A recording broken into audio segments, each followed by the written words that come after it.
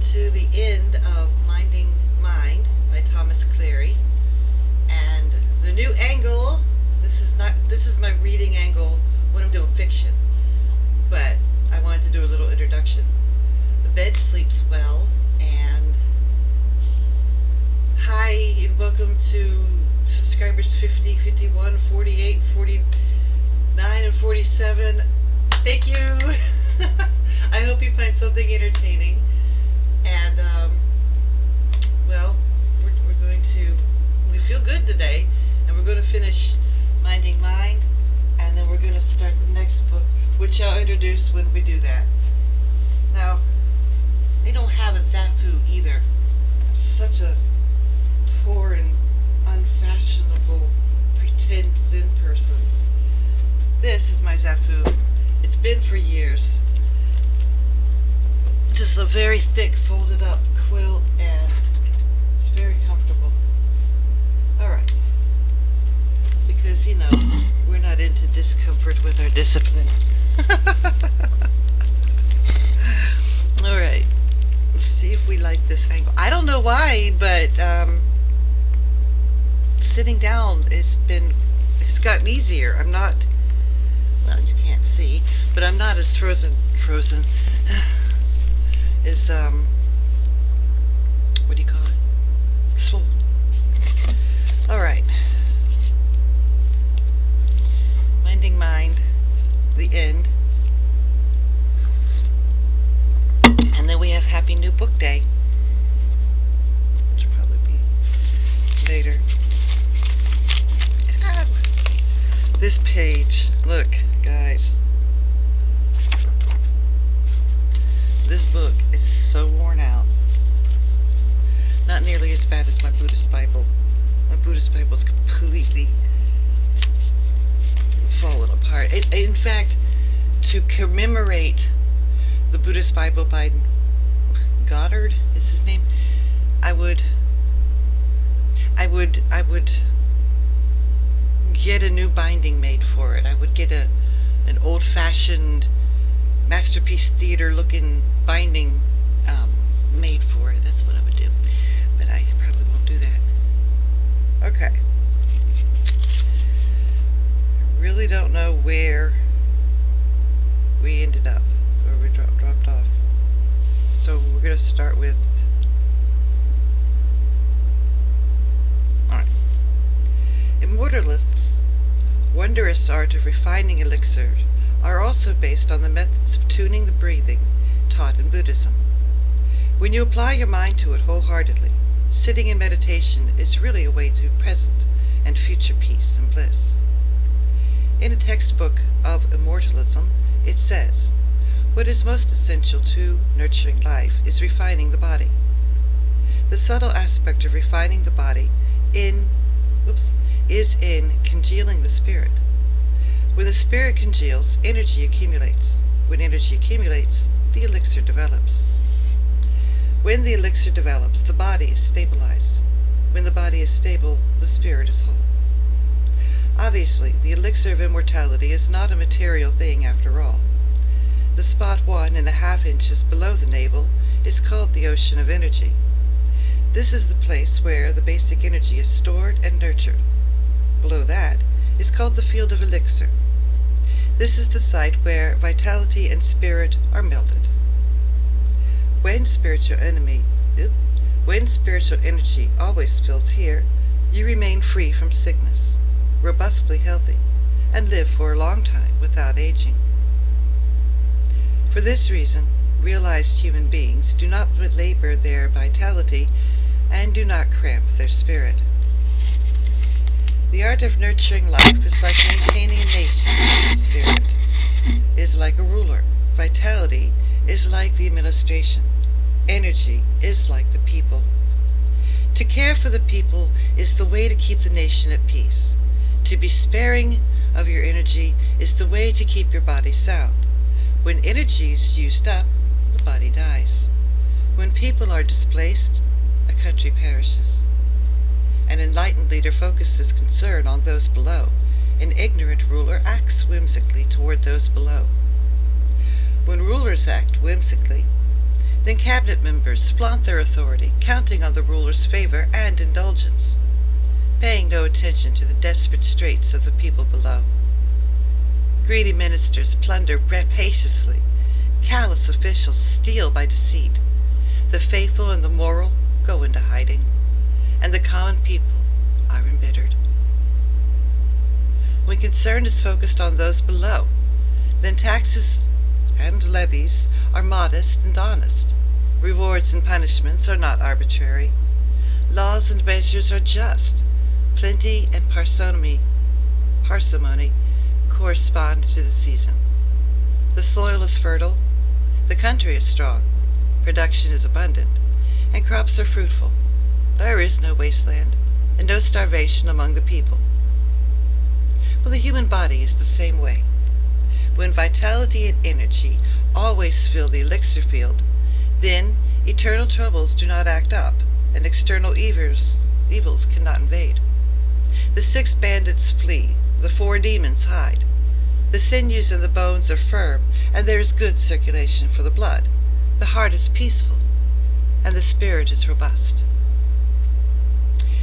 If you lose concentration of accurate mindfulness, having it snatched away by a distracting object, or lured away by random associations, then bedevilments arise in profusion, and consequences of past actions collect on your mind and bother you. Immortality, indulgence, false opinions, and conceit increase. Immorality, not immortality. Even to the point of destroying the seed of Buddhahood. It is pitiful how human beings are all imbued with wisdom and virtue, and fully endowed with the wish-fulfilling jewel, yet they degrade themselves and impoverish themselves. Many of them say they have minimal potential, or they are sickly, or that they are obstructed by their past history, or that they are entangled by circumstances, or that there are no teachers, or the teaching is degenerate, or they have professional jobs, or they are householders. People who say, by way of excuse, that they have their parents and children, they have dependents, they have family business, they have social responsibilities, they are impure, they have troubles, there is tomorrow, well, there is next year, and there is next life. Creating their own laziness and boredom, lax and passive, they do not rouse the determination to practice Zen. They do not question and concentrate, and they do not investigate Zen and study the way. Regarding the 3 poisons and the 5 clusters to be inherent nature, seeking repute and profit by flattery and deviousness as a daily occurrence, not only do they waste this irreplaceable life, but they also add on to the evil habits from beginningless past and suffer all sorts of problems and pains into the endless future. This is most pitiful, most frightful. Having happened to be born human, and had the fortune to encounter teachings of enlightenment, they do not understand the fluctuations of their minds, and do not know where their bodies will end up. Abandoning their innate wealth and nobility, burying their inherent light, they do not even know that Buddha nature exists. It is a pity that the true teaching has deteriorated. People's knowledge is inferior. People who attain the way are few, and genuine teachers are rare. The inspirations of students today are incorrect from the start. In the course of their studies, they go on many false paths. Even people who are supposed to have superior faculties and great determination, to say nothing of those with mediocre or lesser potential, not infrequently take fame and profit for their inspiration, and make pride their willpower. Without distinguishing whether teachers and colleagues are right or wrong, they insist on seeking enlightenment and marvels. Without letting go of fixations on their own bodies and minds, they seek only prominence and fame. Even though some such people may occasionally seem to be exerting immense, intense energy, when they deal with concrete events, they backslide and slack off. Facing objective circumstances, they interrupt their concentration, so it does not continue, and the great wonder does not appear. What a waste. They wind up dying in a ghost cave in a mountain of blackness, developing nihilistic views, or else they remain fixated on the radiant light of spiritual awareness, conceiving views of Buddha, Dharma, and eternity. Some recognize spiritual radiance, alert yet silent, and compare it to suchness, the essence of things. Even if people like this meet teachers with clear eyes, they do not relinquish their own opinions to learn the way. Even if they study the codes of the ancient teachers of Zen, they do not bring them to mind with focused concentration. Coming to the impenetrable and inscrutable Zen devices, they interpret arbitrarily by rationalization and intellectual discrimination, calling that penetration through to freedom. Even those who are supposedly Zen teachers have not cut off their mental routines and have not arrived at the intent and expression of Zen, making their living on hallucinations and altered states. They violate the rules of conduct without fear of the consequences, neglecting the unified work on the way that includes reading scriptures, performing prostrations before Buddha, and simply sitting. They reject the refinement and the development process that includes sweeping, drawing near, gathering firewood, and preparing meals. The Zen monasteries are like general stores at the crossroads, dealing in poetry and song, prose and verse, calligraphy and painting, calculating, stamps, tea, incenses, medicines, divination, and all sorts of other arts.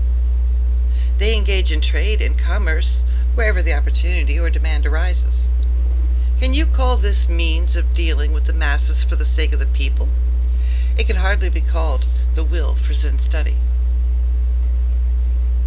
If you are intelligent, psychic, eloquent, and learned, have examined all principles, mastered all doctrines, and clarified all teachings, even if you can radiate spiritual light and transform the atmosphere, contain ghosts and wild animals, and die while sitting or standing, even if you are virtuous enough to be a teacher of kings and lords, and are even called an incarnate Buddha, unless you disregard wealth, sensuality, reputation, and profit, you can hardly be called somebody with continuity of true mindfulness.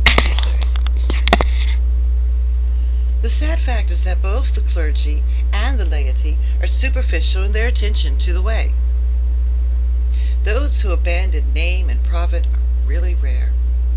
Therefore, the teaching centers make talks on Zen and lectures on classics their style, consider large crowds and plenty of donations to be a flourishing condition, think that learning and talent are wisdom, and call fame and power virtues.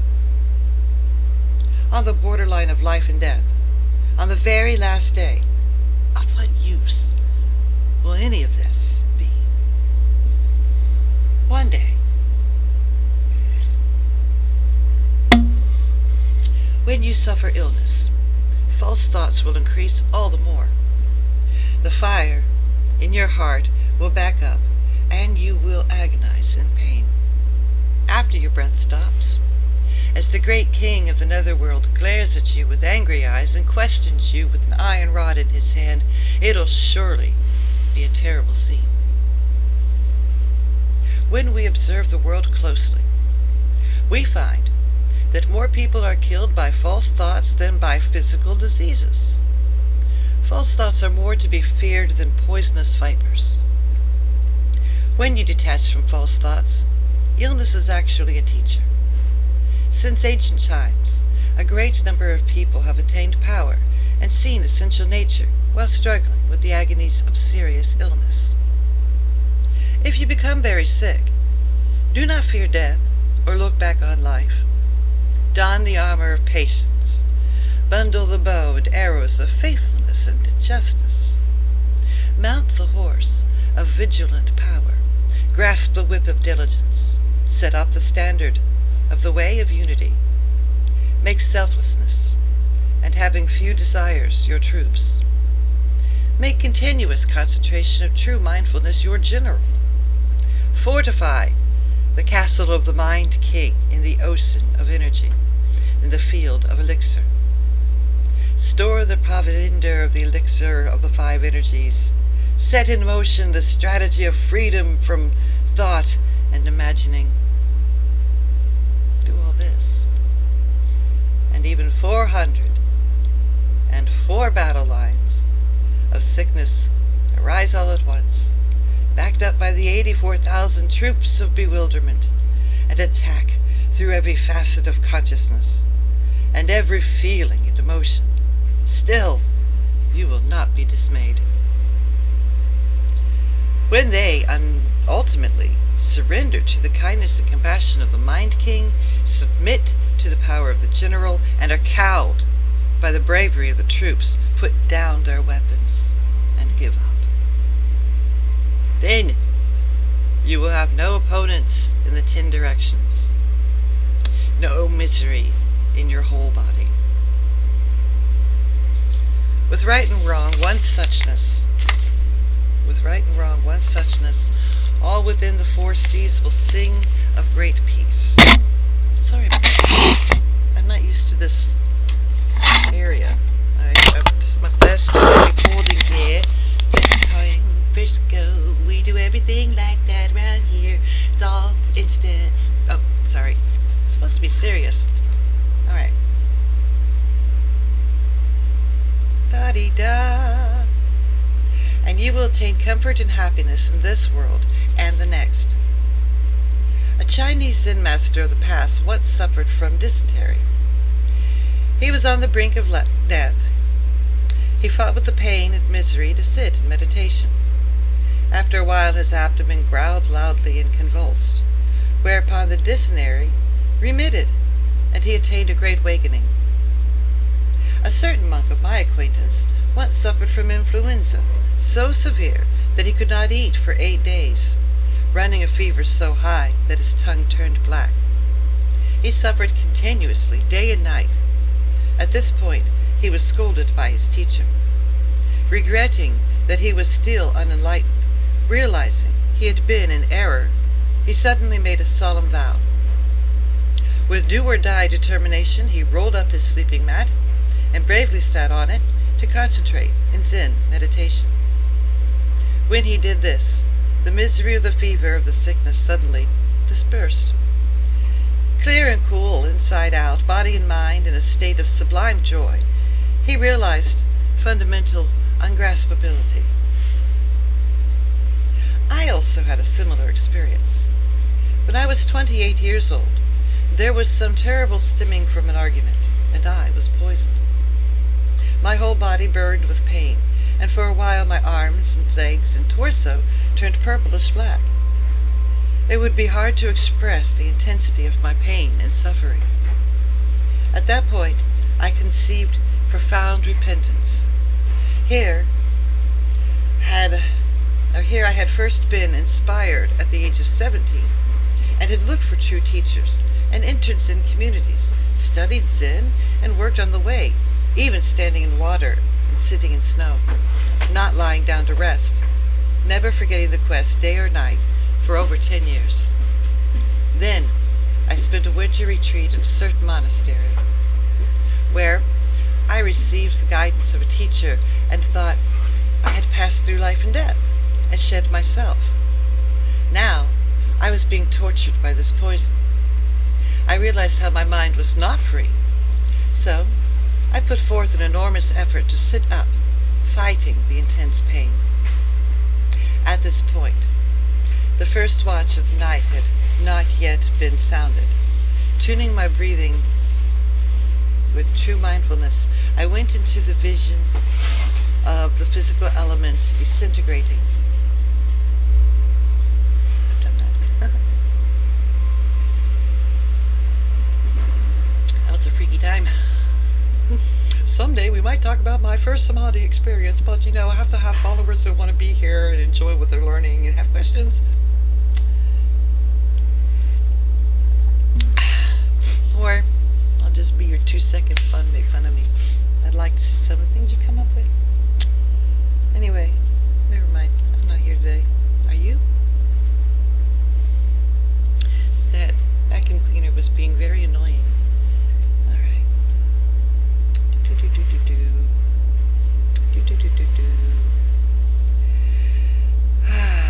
Went to retreat at a certain monastery where I received the guidance of a teacher and thought I had passed through life and death, and I had shed myself. Now that I was being tortured by this poison, I realized my mind was not free. So, I put forth an enormous effort to sit up, fighting the intense pain. At this point, the first watch of the night had not yet been sounded. Tuning my breathing with true mindfulness, I went into the vision of the elements disintegrating. All of a sudden, my breathing disappeared, and real vision occurred. Essence and forms both forgotten, true mindfulness continued. Then there came the sound of a bell, echoing in space. As I observed my own body and the appearances of others, it was like an unbroken expanse of empty space. Then I immediately understood the preaching of the original body.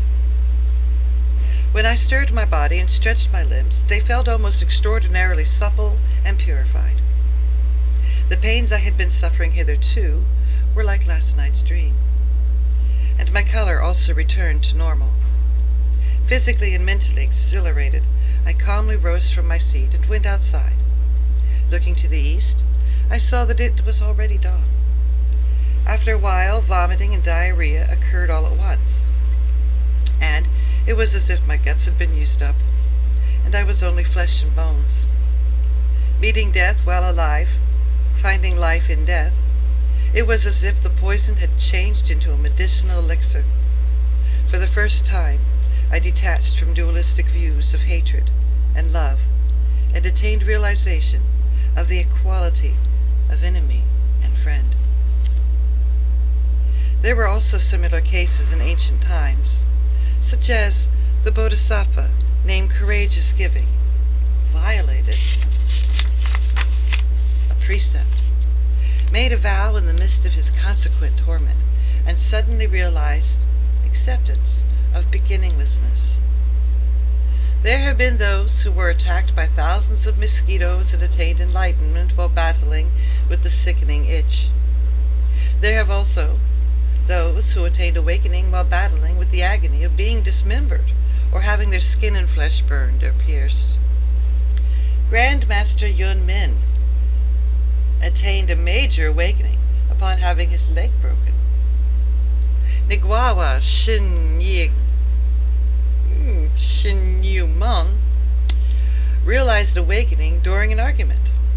The shogun Takalji attained peace of mind on the battlefront. In this context, to fight is not to fear and not to get involved, but just to establish concentration of true mindfulness. If you plunge right ahead, both the pain and errant thoughts will turn into a mass of spirit and become unified work on the way. If you lose concentration of right mindfulness, not only will you physically and mentally be tormented by false thoughts and perverse moods in this life, you will also continue eternal birth and death, suffering great pain. Sorry. I have to adjust this.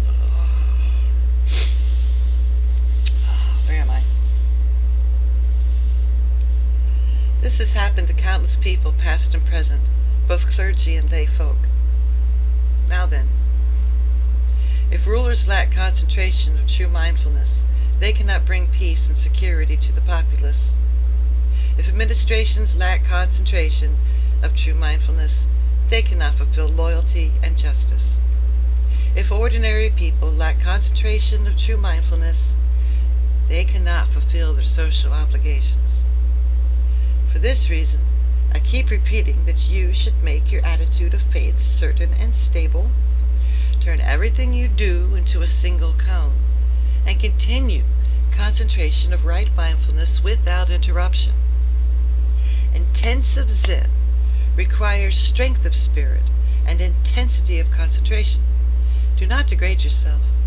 Do not let yourself be weakly, and do not debase yourself. The Buddhas and Zen masters were thus, and we are also thus.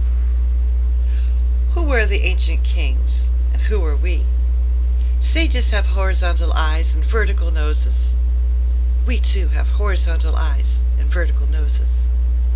Breathing out and in, we do not borrow the nostrils of anyone else.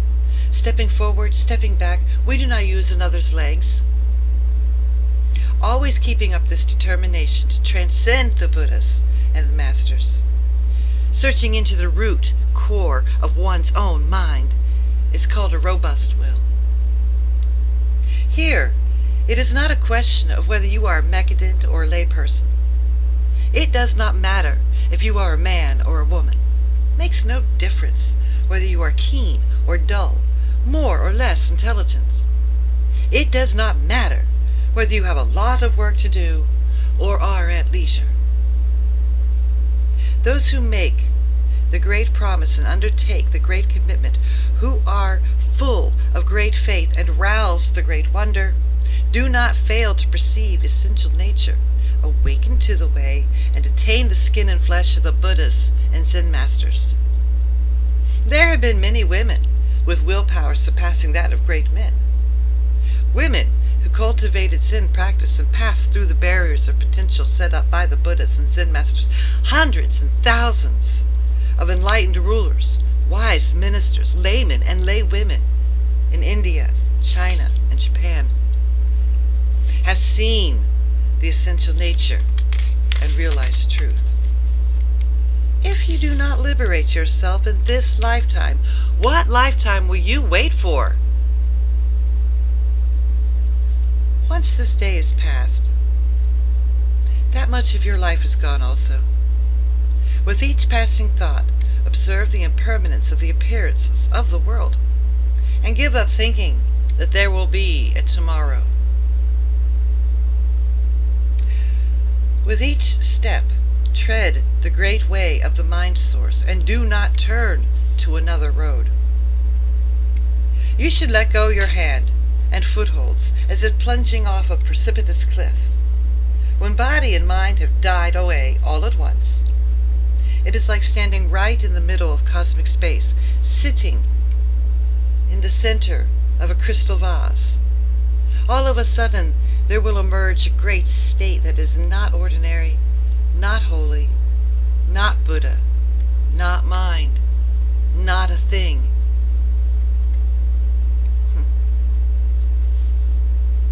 You will attain penetrating realization that mind, Buddha, and living beings are one. I guess there'll be a part C. No, there won't be. We're going to let this guy go. We don't need to talk to them. They're always calling me for some reason. And right now, I'm finishing this. I'm running out of time.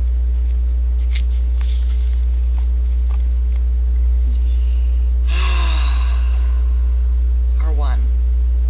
This is the reality body of all Buddhas, the inherent essence of all people. By realizing this, one becomes a Buddha or a Zen master. By missing this, one becomes an ordinary mortal.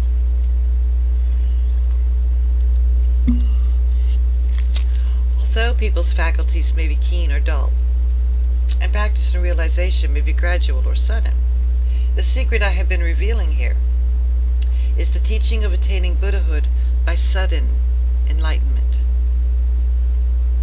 It is a standard rule in which higher, middling, and lesser faculties are one whole. It is far from the gradual practice of learning of the two vehicles of individual liberation.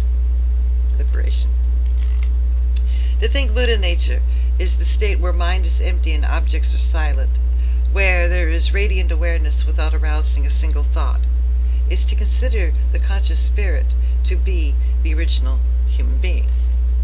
It is like taking a thief to be your son, like taking a brick for a mirror, like taking brass for real gold. This is the fundamental ignorance underlying birth and death. It is like being a corpse that is still breathing.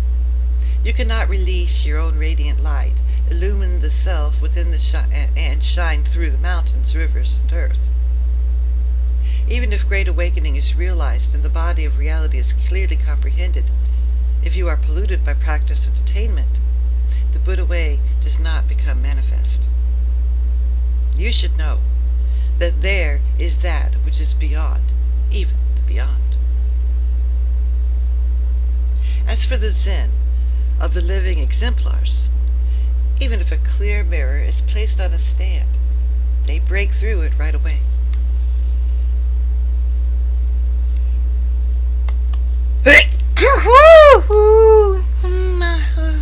Okay. Woo.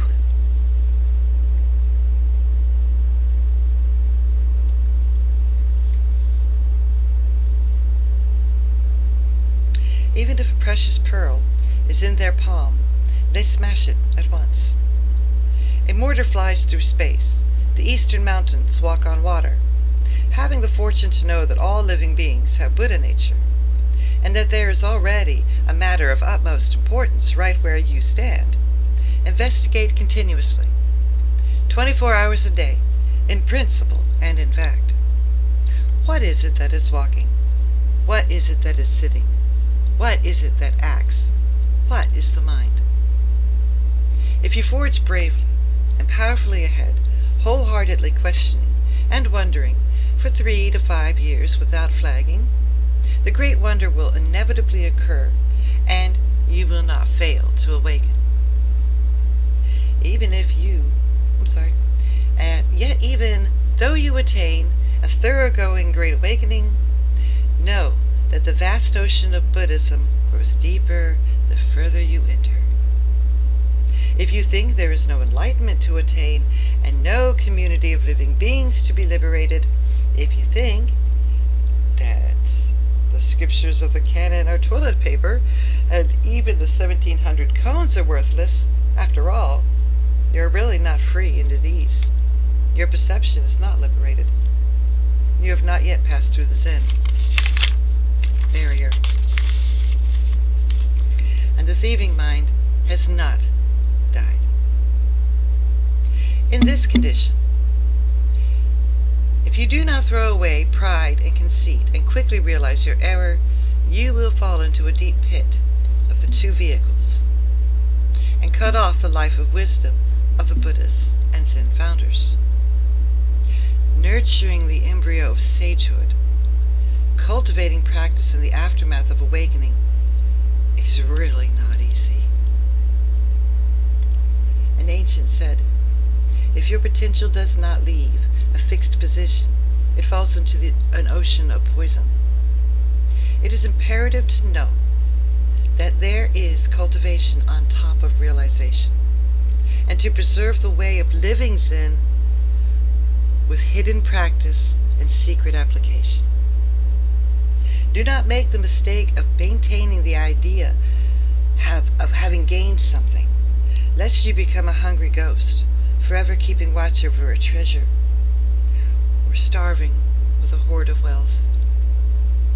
Even if you see a Buddha land manifest and perceive the realm of Buddha, you see only once, not twice. I hope you will concentrate and let go as you breathe out and in, Remove all leakage from the stream of mindfulness. Perpetuate the bones and marrow of the Buddhas and Zen founders. Dispense the pure teaching